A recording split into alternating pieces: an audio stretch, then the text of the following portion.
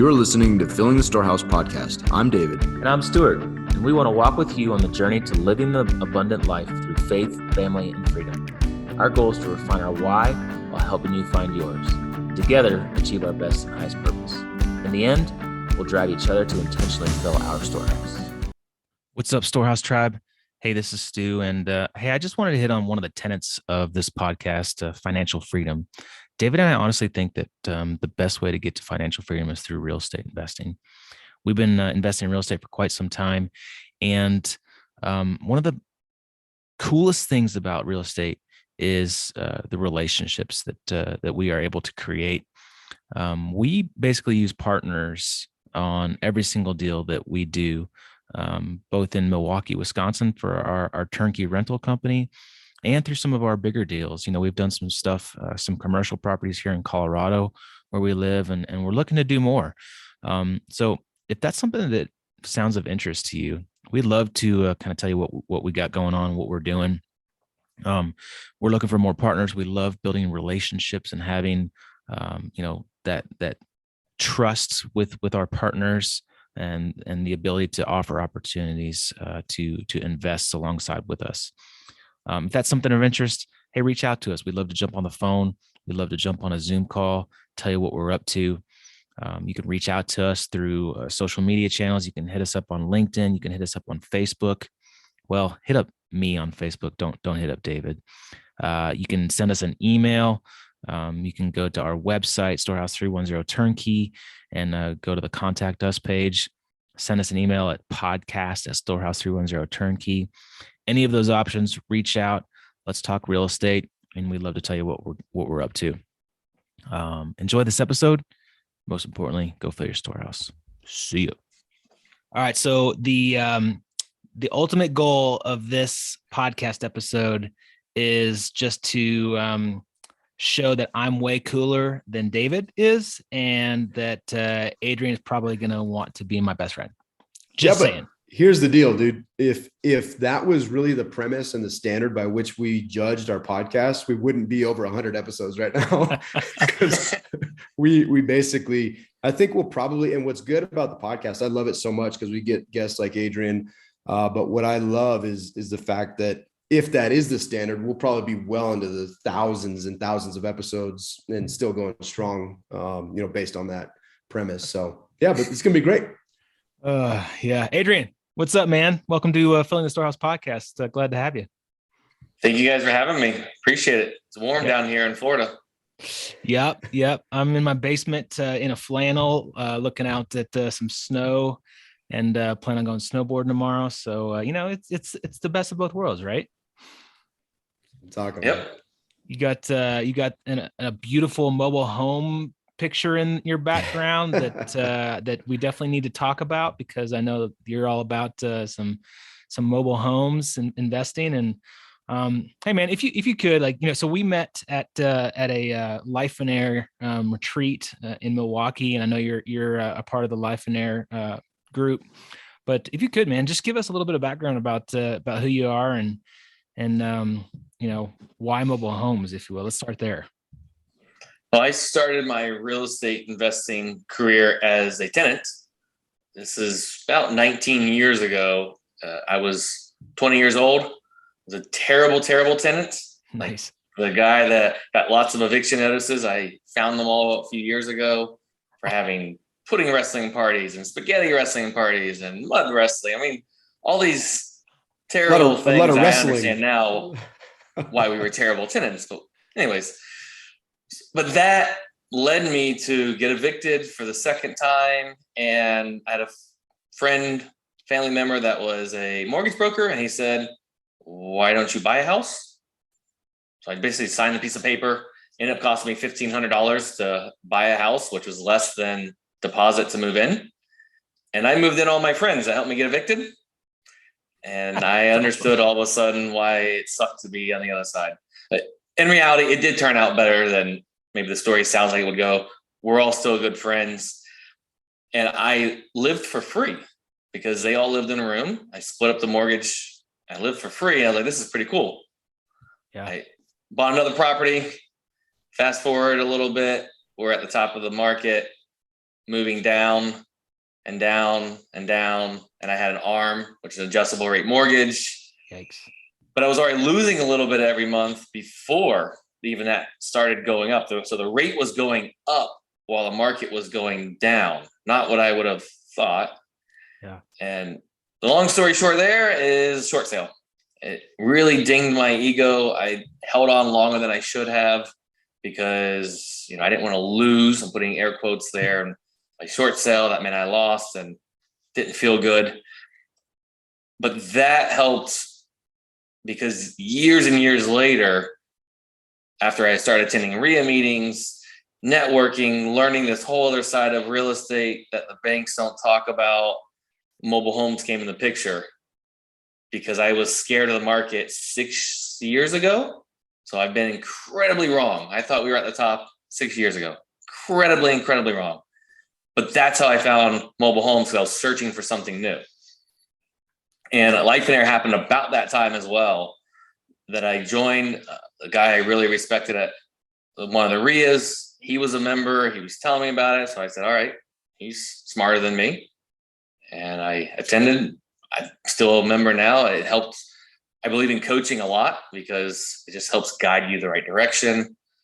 And that's the very short story of why I'm in mobile homes or how I got to mobile homes. The why is cash flow. That's the big why. You can go either any direction you want there, or I can just keep rambling.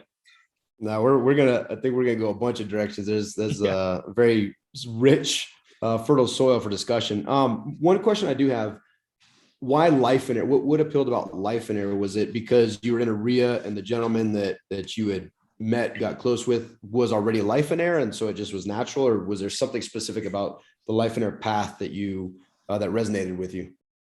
But actually, the very first time he told me about it, I looked it up. I saw the price point, and I couldn't close the browser fast enough. I was like, "No way!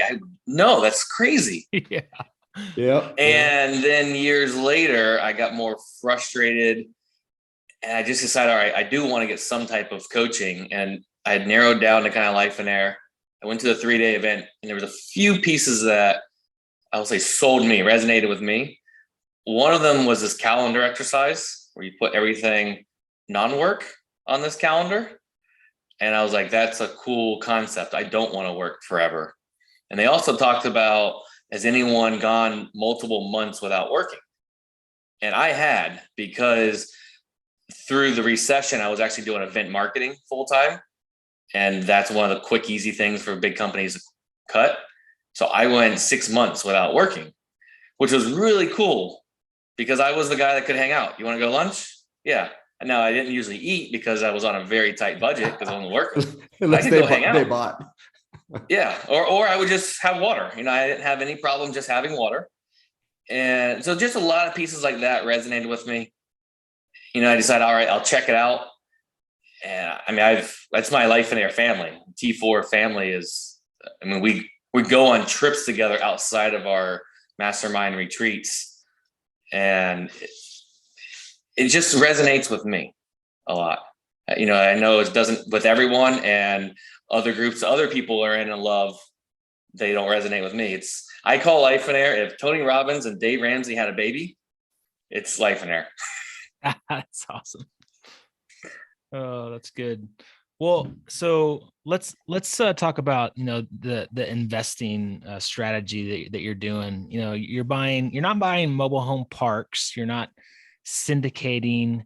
You're not buying land. You're buying individual mobile homes on a piece of land that looks similar to the one that's on your screen behind you in Florida, right? Exactly. You're one of the few people to get that right from the beginning. Because we got to spend some time together. Because a lot of people think the parks, like you said, because that's that big, sexy item. It's like a big apartment complex and big numbers, and you make big money. And then the other end of the spectrum that I don't do much of is owning just the home in the park. I don't really do that many of those, but this little middle ground has gotten forgotten, of the home and land together. And for the people not watching, you should be watching, but the one behind me is in pieces. I mean, it comes with most of the siding. It's pretty ugly. Most people would not think you can rebuild this, but we were able to, and rent it out. We have good people living there that want to live there. I was willing to fix this up because the area is where someone wants to live, not that they have to live. And it's just really good cash flow. In Central Florida, we have these things called hurricanes. And a lot of people don't realize take mobile homes and turn them into hurricane missiles. Right. Up your way is tornado magnets, people call them. Yeah. But they are higher risk, so you need a higher reward, meaning higher cash flow. And I mean, we've been very, very fortunate. Never had any damaged. I mean, this is a 1960s, and it's still there. It's been through more hurricanes than I've been through in my life. That's awesome. It's still there. Yeah, that's crazy. And so I'm curious, how'd you get into? I mean, it's very niche, right? Like, it's not. Stu, when we were talking about after he met you, he's like, oh, I met this great guy, Adrian. And he started explaining to me because immediately after we get past the great guy stuff, we talk about what we're doing, right. And what kind of real estate. And he was explaining, and I was like, oh, it's just super interesting. And I'm just curious, like, was this something that you through coaching that you were exposed to, or what even got you into this very specific investment strategy? It was a little bit of all of things. One, I was at RIA meetings, and remember, I was scared of that last time that I lost the house on a short sale. So that memory was coming back. I was at the RIA meetings, and I heard these seasoned investors, the guys and girls in the back of the room. They don't need to buy another property, but they love real estate. They've probably been in the game longer than we've been alive. So those guys and girls all talked about mobile homes. Either they owned them currently or they used to own them. I'm like, well, they're smarter than me. I finally realized that. So I said, all right, I'm going to try one. And the cash flow was amazing. It was really, really good. I started telling my coach about it, and he was just, these are good numbers. I bought another one. And he also helped me realize what I wanted at that moment of life was cash flow. I didn't need equity. I didn't need appreciation. I didn't need any of these things. What I was searching for was cash flow. Now, I thought I was searching for everything. I wanted a piece of it all. But he helped me realize that at different parts of my life, I can then go and accumulate some equity if I even choose to. I don't go the refinance all the time route. I like some pretty low debt. So if I'm not going to refinance, equity doesn't do a lot for me. If I want cash flow to eat, to travel, to have fun with, that's really what I focus on. To fund all the spaghetti and mud wrestling things that you, but I think it's a super important point, because I think people get wrapped around the idea of net worth and all this equity. And Stu and I have always said personally, we're not, if we get equity out of the properties that we own up in Milwaukee, that's great. That's awesome. Because then we can potentially, there's options there. We could sell them. We could leverage them if we choose to. Ideally, we pay the debt off, and then there's a lot of room there. But I think people get lost in this idea of how much you're worth, your net worth. And it really means nothing. To me, it really means nothing. It's inconsequential if the place is cash flowing and my check every month is, cumulative check is whatever the goal is. Like, that's what really matters. And I think a lot of times, we need to hear more seasoned investors talking about not net worth and none of that, but what's your cash flow and why is that important? And when you want to go day to day, pay your bills, well, equity doesn't pay bills unless you do something about it, right? Borrow against it, leverage, sell, whatever that may be. But I think a lot of people lose that, and they don't think that this is sexy. Not you, of course you are, but the behind you, this mobile home, they don't think that's sexy. But at the end of the day, cash flow is sexy. You said exactly that. I actually have that on one of my slides when I'm at RIA, is that cash flow doesn't have to be sexy. Yeah. Well, and I love it, dude. I love when people look at our properties in Milwaukee and they're like, oh, Milwaukee, gross. That they're not they're not $1 million properties. No, but 10 of them might be, and who cares? And the cash flow, when I do get to $1 million of equity, the cash flow of that is relatively low risk because there's 10 of them. And it's relatively consistent, right? And they don't all have to perform at the same time, because the other ones will pay for the other ones and still get cash flow. So I think it's just a really important point. I really appreciate you sharing that. And I got a quick story on that. I did have a few years ago this goal that I wanted to be a millionaire, $1 million of equity. I knew it was a silly goal, but my ego just wanted to say it. We got there and I ran all my numbers. I was like, yep, we're over. I told my wife and she says, oh, it doesn't feel like it. Yeah. I was like, oh, our coach is going to love that you said that, because he can't stand the idea of you have to have all this equity and it's this crazy, net worth and this stuff. He wants cash flow. And Stu and I actually just talked about the other day. We did a personal financial statement, and Stu told me what his net worth was. And that was my first question. I said, oh, that's interesting. Do you feel like it? And he's like, nope, sure don't. Because it just doesn't matter, right? It just doesn't matter. Yeah. Yep. Totally agree. Hey, give us just an example of a mobile home deal that you've done, just to kind of give an example of like cash flow and what that looks like for people. Because I don't think a lot of people do this type of investing. So it might intrigue somebody. Well, I'm going to give you two different examples. One of them will be the older ones, like in my picture here. Yeah. And if you're in California, something, obviously you have to always add that 0 or 2 or 3 of them on there. But this could be a 60s and 70s, and that's it could be 50s as well. We haven't done anything in the 50s, but older than the 80s, technically is older than 1976. No banks will finance. There's a few that will talk about doing the 77, 78, 79, but you can basically say they're not going to. That means the price drops a lot, because if you can't get bank financing, you have investors and you have a few people that when they have $20, $30, $40, $50,000 that they actually want a free and clear property, because society taught them to go put that as a down payment on a $200,000 or $300,000 house. Right. So there's less competition there. And so those are also more dangerous, because we talked about the hurricanes. Just like older homes, you have the aluminum wiring. They're just not built as well. Yep. And before the 76, there really wasn't much code of how they had to be built. Well, what were we buying those for? Now, this is 2019 is when we bought a lot of the older ones. And before that, I'd be all in at $25,000, $30,000. That means purchase, rehab, closing costs, a real all in. And I was able to rent those easily for $700 a month. Wow. So you don't have to get a calculator out. As one of my mentors said, good enough. Yeah.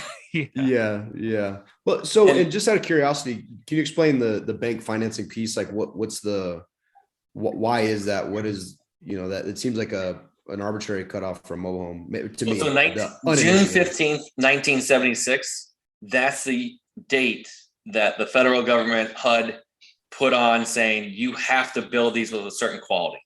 Gotcha. Before that, it was kind of wild. There was some type of quality, but it was toothpicks. They didn't have to have much of anything. There has been a few other changes throughout the years, but the banks won't touch it at all. The big banks, they say they won't go back more than 20 years. So if you're going to go something in the 80s and 90s, early 2000s, you really got to go to community bank, credit union. I network a lot. So I talk to them to kind of feel out what they will do, but we don't use banks at all.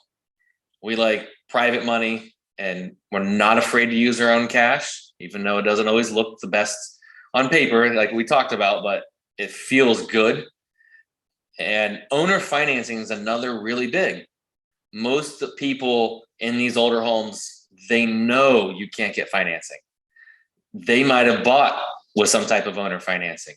So when you bring it up, it's not this brand new topic, and it's not like just go to a bank. Why can't you go to a bank? I don't get that rejection. So it's been a little easier to get the owner financing because of that. I'm willing to pay someone what they're asking if they'll take payments. And I believe it benefits them more. And then same thing with private money, it benefits my friends more. I like writing a check to someone I know, and I know their life. I know I'm helping them get to their retirement faster, or their kids save for their college fund, the CISA accounts. That feels good. Bank of America doesn't give me any gratitude to pay them. Yeah, dude, we're the exact same way, man. We love, working with private lenders, and we pretty much buy everything with private money. Like, it's not a lot of fun going to the bank and trying to get loans from the banks, even if they are way lower percentage, rates in general terms. But so those are the older deals. What about a newer deal? So nowadays, I will still buy this, but I'm looking a little bit more on newer, nicer properties that have just stronger bones. I'm going to get a lower ROI on those, but they already have newer roofs. They're built to withstand a hurricane. Quote unquote, upgrading my portfolio. If this deal comes along, I'm still going to buy it, as long as it fits our box of location. That I'm very picky on location now, because I want to get the right resident in there. And that's more important, because now I value time a little bit more. Before, when you're starting out, you just do whatever. You're up late putting out signs. You do all the time maintenance stuff, and now I'm trying to get rid of that. So what does that look like? Recently bought one for $101,000 on an acre. It's a 97, which is the newest I've ever bought. Never bought one that new, and people still think that's crazy. That's really old, but to me, it's good. In Florida, that does mean that it has the new up to code tie down and straps. That's how the wobbly box doesn't fall over when the hurricane comes. Nice. It like physically straps it into the ground. Okay. So that's a plus. That doesn't mean I won't buy it if it doesn't have that, but pluses. All right. So back to it. It's good location. It's in the path of progress. This is actually a killer deal for me. The tenant in there is paying $800 a month, and he should be paying $1,800 to $2,000. Wow. So that was one of the problems. And the sellers, they didn't want to deal with that. They didn't want to remove him at all. So I actually told them, hey, you should go to a realtor. We have a mutual friend that's a realtor. They didn't want to do that. They wanted their problem solved. So bought it, got $105,000 interest only loan that I'm still going to be able to cash flow even at that $800. That's important to me. Because what if we can't get them out right away? The different things. I'm very conservative with that. And we're in the process right now. We tried to actually talk to him to see if we could slowly raise it. He wasn't happy. So now he's not a good fit for our portfolio. So he's going to have to leave. We just sent him the letter that it's going straight to $1,800. There is going to be no 6 months, slowly stepping him up. It's probably worth, I didn't run hard numbers, but 200 easy. I know That's the awesome. area. I know people that live in that area and what they paid a few years ago, and very conservatively. They're still out there though. That's a home run deal. Yeah. But they're out there. People say they can't find deals today, and especially in my market. I'm in between Tampa and Orlando. People say that this is an overdone market. I network a lot. Yeah, I think it's great that they say that. It's good for you. Yeah. And one thing that also strikes me is there's also this idea that I reject, that you start out at a certain thing, right? You start out single family home, and then the natural progression is to go to small, multifamily, and then of course the natural progression from multifamily is apartment complex, and it's always bigger. It's almost like the net worth thing. And what Stu and I, we really enjoy single family homes. Could we do bigger deals and other things and seek that? Yeah, sure. Of course we could, you can network and you can find those deals, but we enjoy having a portfolio of single family homes. And what I love is that you are very firmly in this this strategy that you have. And it doesn't seem like you have any concerns with graduating up or moving up or any of that. You're plugging into your market and crushing it. And I love that, man. I think people need to hear that too. Like, is your passion in apartments? Then go do apartments, right? You should do apartments if your passion is apartments and you want to serve a certain clientele and whatever that looks like, or if you want to be an operator of big projects. But I love how you're crushing it and you're just continuing to advance your portfolio and your strategy in this niche market. But it seems like you're very happy with it and you don't intend to go, maybe you'll diversify, but it's not like you feel like you need to graduate out of these mobile homes. The exact opposite is what I've been doing. I've been selling off our single families. We don't have any more of those, and using that money to go into mobile homes. In 2019, we sold one single family. It was just about $200,000. And I took that money and bought 7 mobile homes with the land. So the exact opposite is you just said, everyone wants you to go bigger, bigger, bigger. I went the other way. My cash flow went up 8.5 times with the same dollar. Actually, so let me clarify the same dollars. We took $10,000 out of the 1031 exchange because we like to spend a little bit of money. I'm not doing this all for just the future when I'm old and can't do anything. But then we did have to put $50,000 into repairs between all 7. So really, we took $40,000 out of our pocket to increase our cash flow by 8.5 times. And touching on the niche, I was actually scared to niche only to this. So for the people watching, my shirt that I'm known for it says, "My wife buys mobile homes." The original shirt said, "My wife buys houses and mobile homes."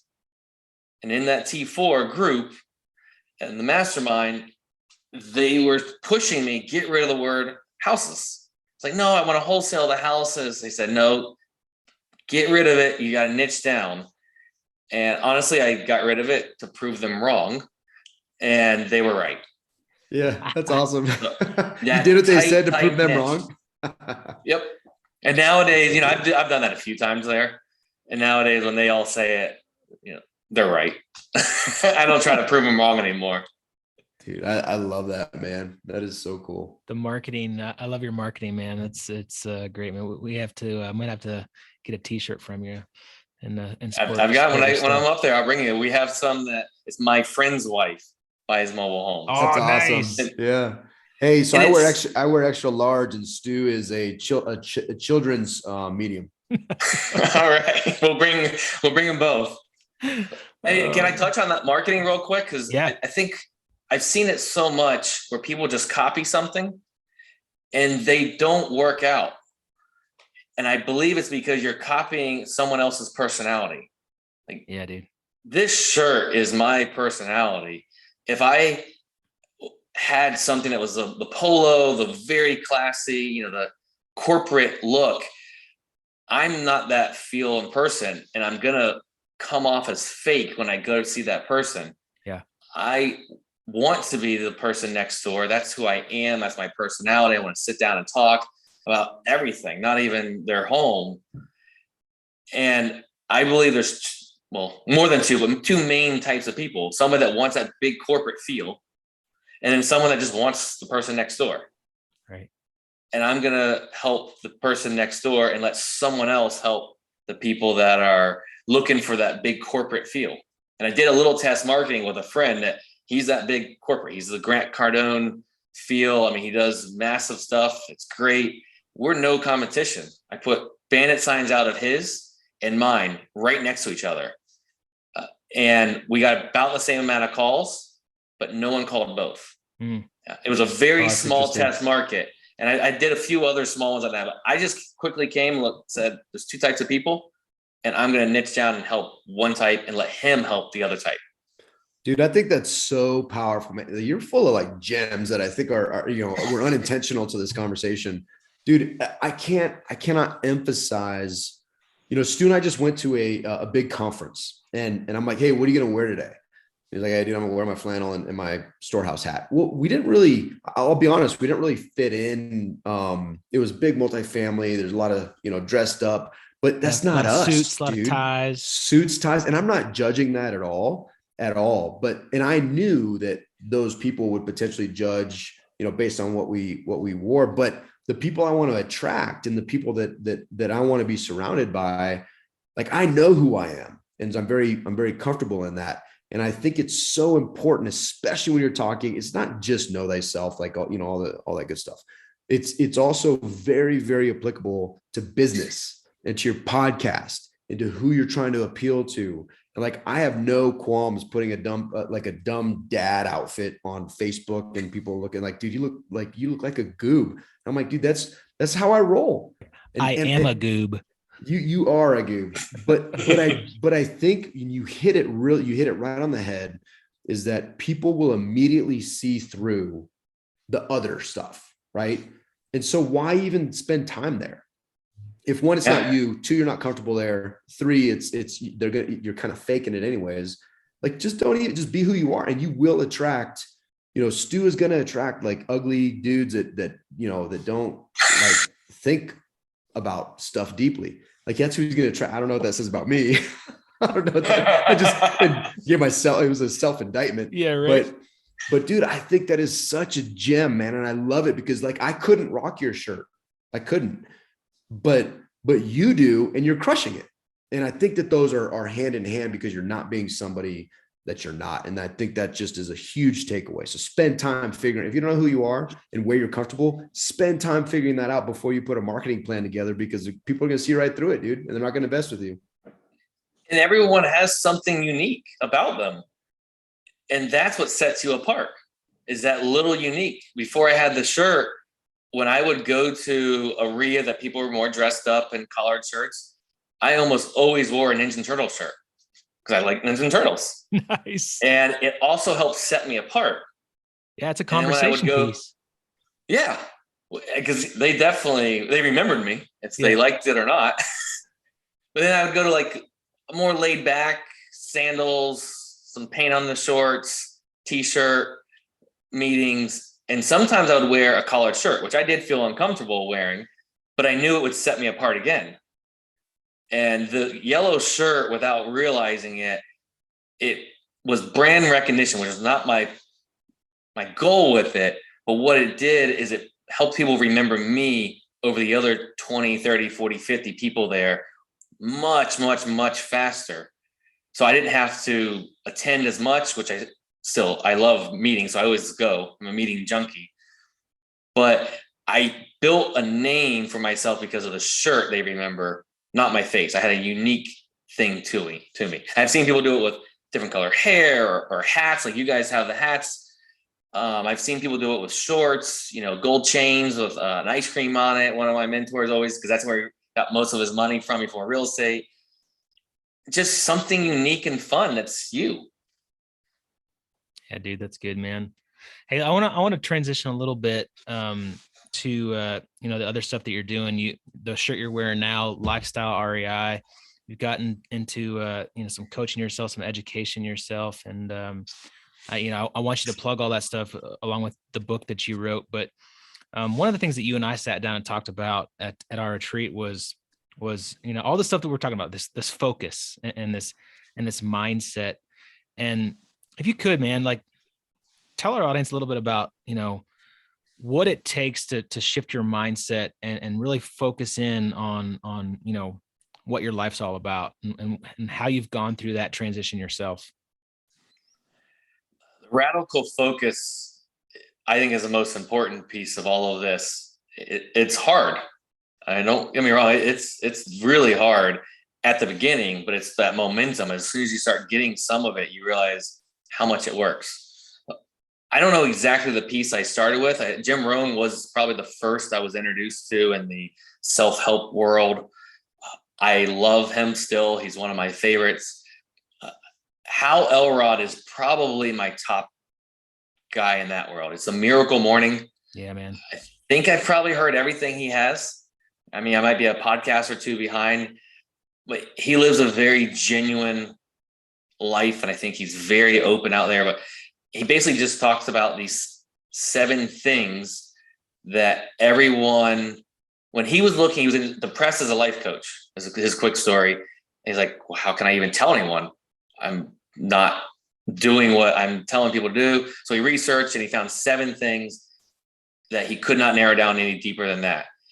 From like what Oprah was doing, Jim Carrey, like big names that are really successful. And I'm not going to remember all the savers exactly, but I'll say my morning routine, what I took from that, I'm on probably my 6th year of missing very few mornings, is I meditate every morning. I read something positive. These days, it's not real estate. It's education and mindset, meditation, something in that world. I have my coffee or hot tea while it's warming up. I'm doing incantations to get my mindset right. I'm doing some stretching, some type of exercise, getting the blood flowing. In the perfect world, that's about an hour and a half. I love that time. And I can tell you the days that I do that, I'm way more productive. I'm happier. Everything just seems to go the right way. If I miss a day, doesn't kill me. But if I miss multiple days in a row, I'm just not as productive. I'm not as happy. It's just setting that tone for the day. And it took me years to realize how important that was. And I mean, that's what I think is so important about not just coaching, but some type of mastermind group, that you have people reminding you of that. You know, we joke around a lot in our mastermind, the T4, of, well, did you get back to the basics? Are you doing your basics? Everyone has a different basics of what just sets them right. And a good group will also challenge you when you get off. If I went there and said, I'm thinking about getting into multifamily, you better bet they're going to question me so hard to see why I want that, because it's not focused. Now, I do have some diversification money. People, you got to diversify. People talk about that. I don't believe in diversifying until you have one thing going really well. So I have money in self-storage. I don't do anything. It's a private money. I lent money. I own 3.35% of a self-storage facility. And the only reason I've seen it is I randomly happened to be going in that area and I drove by it. That's the only reason I've seen it more than the pictures. It helps me get diversified, but I stay right in my lane. This is my little thing that works really well for me. And I'm continuously honing that in. Right now, I have a lead that came in from a friend of 2 mobile homes on 1 lot. It doesn't fit my perfect box. Now, 3 years ago, I would have bought it. No questions asked, even though I knew it didn't fit my perfect box. It doesn't now. But what I'm looking at doing is, I know another investor that he's newer. He's done a few deals. I've seen his work. He's come and worked on some of my properties. We're going to look at doing some type of JV agreement. Maybe I bring the money, he brings the work, and he manages it, because it's not going to fit my box to manage it. That's what I don't like about it now. So I can still make some money with it, or I can just lend him the money. We can set up however, but it doesn't fit my tight box. I keep repeating that because I've created that, and it's going to change. New market, as the market changes, that box is slowly changing every single time we rent something, every time we buy something. We do an after action review. What went right? What went wrong? What could we fix or tweak? What did we learn? And we attempt to make those corrections. I can talk for another 3 hours on this, probably, or maybe 3 days. I love the topic of it because it's so important. And people don't go to a meeting to talk about radical focus or meditation or the mindset stuff. Only the people that already convinced it works. But it's so important. Yeah, man, you hit a lot there. I love the desire to plug in with a group of folks that will hold you accountable to make you better. And sometimes they highlight the things that will make you better that you don't necessarily see. I think that's a power of accountability. I know, in the last 3 years, Stu and I have changed significantly our mindset towards paying for that kind of, thing. And I think it gets lost a lot too. You look at the price tag of something like Life and Air, but I imagine the money that it's made you or saved you or whatever has paid multiple times over whatever you pay to the Life and Air. I can actually put that on a spreadsheet for just dollars because of private money I've gotten. But the bigger side that we just talked about, the mindset, I mean, I would pay 10x or 100x what I paid, and the friendships and those different things, I'd pay 100x for it. But I can put on a spreadsheet for the spreadsheet people that need it. I actually have done that for people who are like, look, here's the returns I have on the money, and the people that took the chance on me. My first private money came from that room. And that was another mindset shift. I needed money because it ran out. We talked about these old trailers can't get financing. And my coach was saying, all right, well, present people with an opportunity. Don't go beg for money. And there was someone else in the room that was looking to lend money. Well, that guy heard me for 3 retreats in a row tell the group my biggest problems. So now he knows my biggest problems. And he's like, okay, this is how he solved them. This is how he handled it. I know what he's like when things go wrong or not right. You don't need to know the best of everyone. Like the important times when things go wrong, how are you going to handle it? Yeah. So he gave me the money, and that shifted. The banks teach us to put on our best suit and walk in and beg for money. I have an opportunity for you to make money. Is the way I present it now, and it works. And if you know the right and wrong that people have done and how they've solved the problems, I think it's more powerful. Yeah, that's incredible. Dude, tell us about Lifestyle REI, because now you're in this position where you have this business going, you have these systems and these processes, and on your website you talk about being a full-time landlord with part-time work. And you and I've talked about your goal is to be bored, and you have a personal assistant that basically does everything for you now. So talk about some of that with Lifestyle REI. Let's talk about my assistant first, my office manager, Jill. She started, actually, I need to look it up. This month, March, will be 4 full years.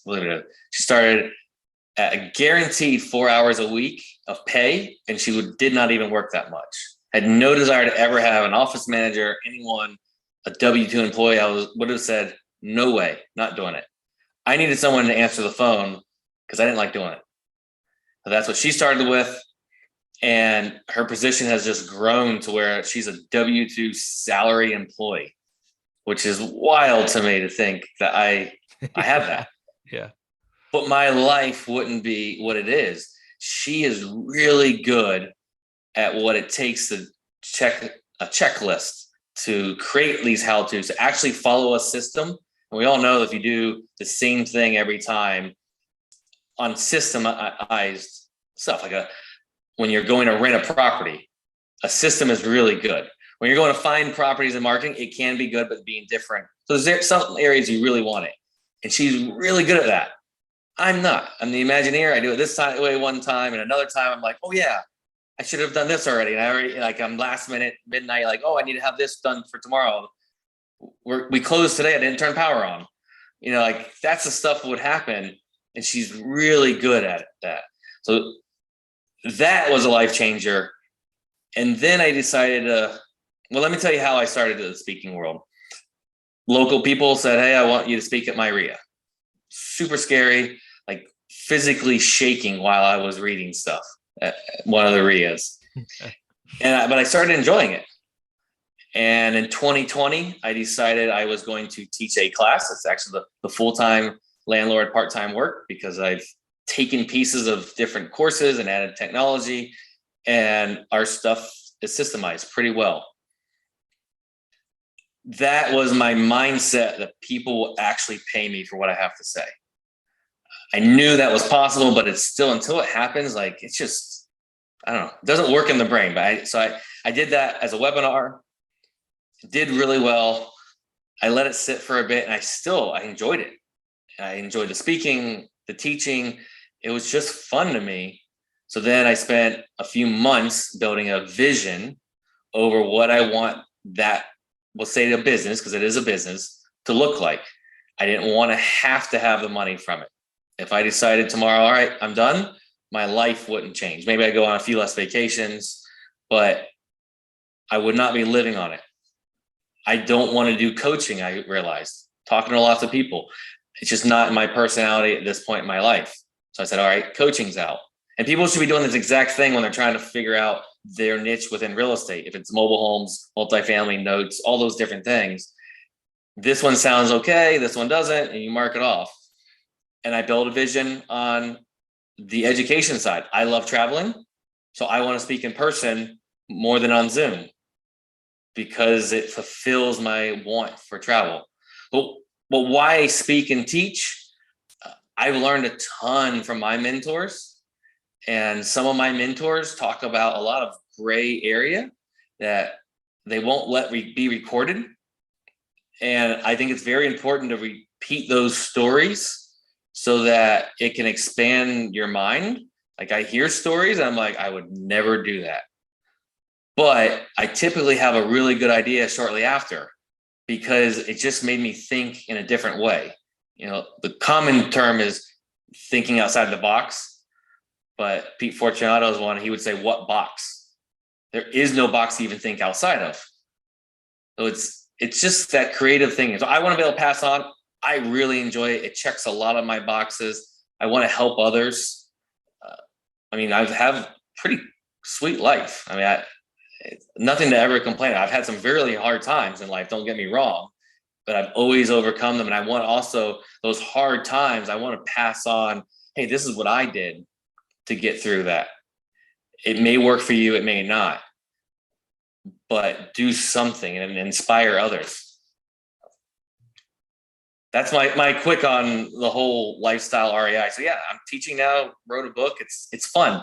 Fun is my key word for it. I keep going back to that word. As long as it's fun and I'm enjoying it, I'm going to continue doing it. And I imagine that was part of your vision, right? That it was fun and enjoyable and that you specified to that level of detail. Yep. And I'm going to be up in Wisconsin in May, and I have like time blocks that I'm like, oh, I'm going to go visit my friend in between these things. And different friends, that's what I want to do. I want to have some off time. I don't want to be speaking every week because then it becomes like I have to do this and I have this deadline every week or every few days I have to do something. I want to fit in friends in between.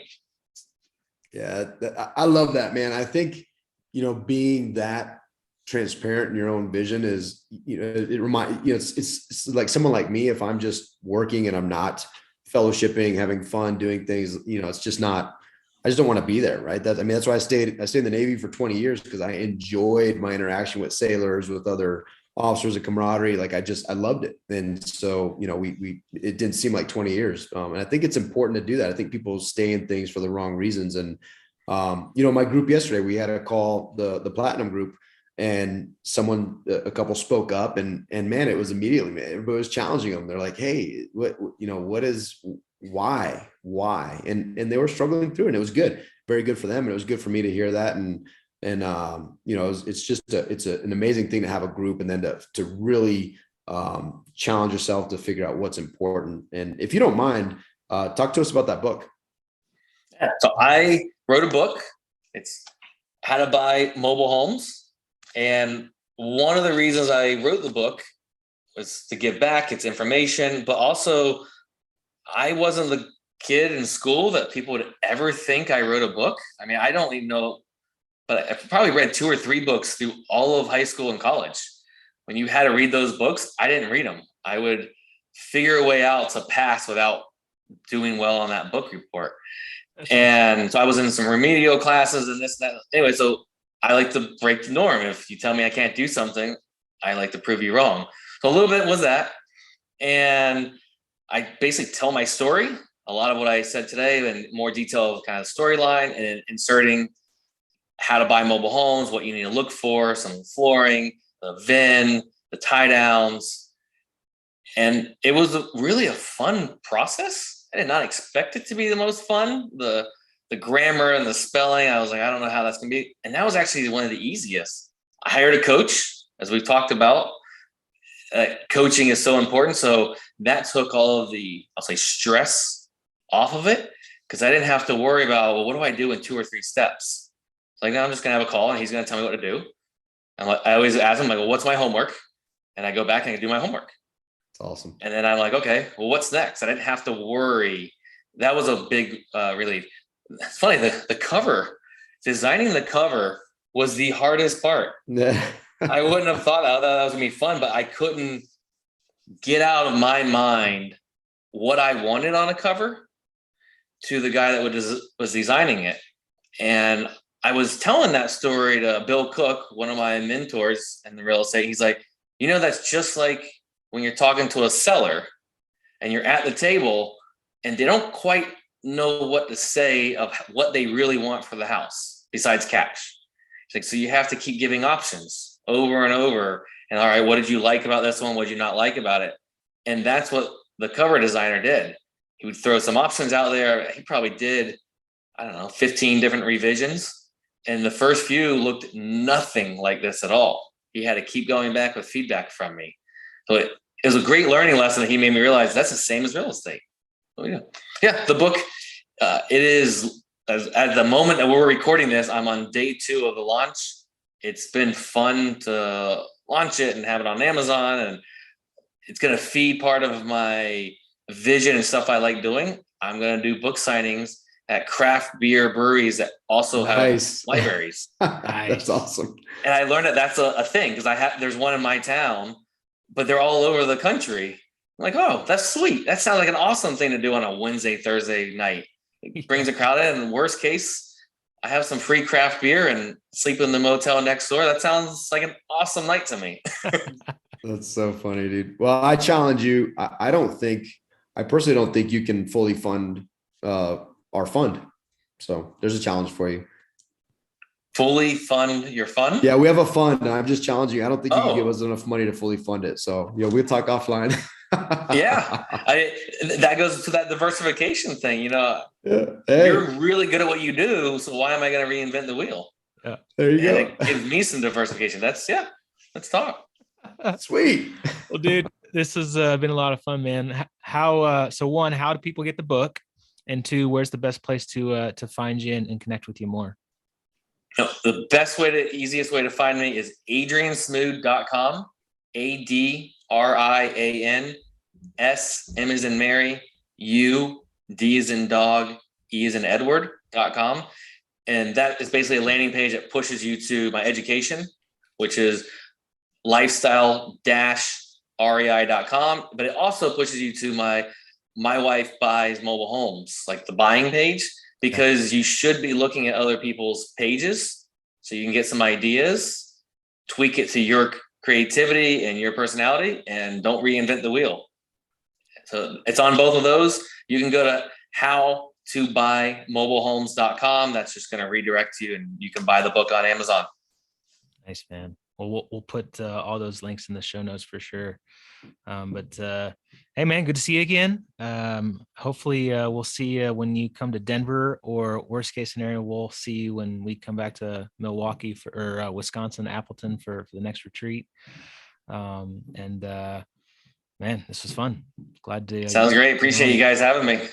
Yeah. Hey, Adrian, thank you so much, man. I think it's the value you add to people. You're obviously extremely giving of your expertise and your talent. So I'm just super appreciative. This was really fun, very informative. And I love, I just want to reiterate, I love the gems that you threw out there about, marketing, knowing yourself, being true to yourself, the cash flow perspective, I think there's so much richness in all of that. And it could really help, especially newer investors, to take some steps that can really set the foundation and help them as they continue to grow and experience the fruits of their labors. And I think it's pretty rad, man. So thank you for your time. You're awesome. Can't wait to meet you in person.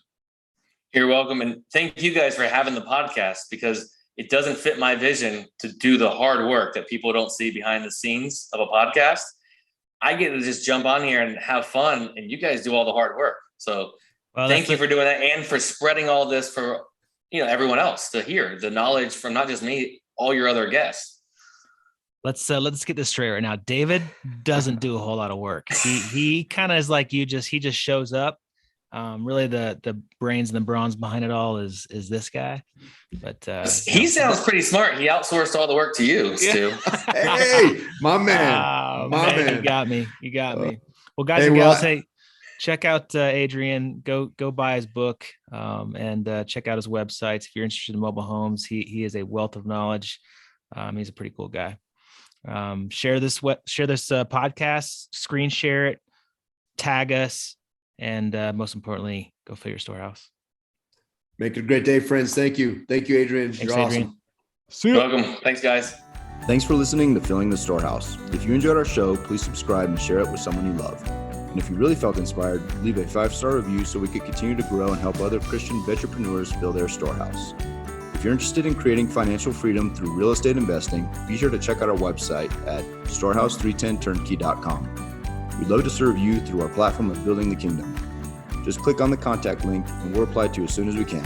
Again, thanks so much for listening. Now go fill your storehouse and make it a great day.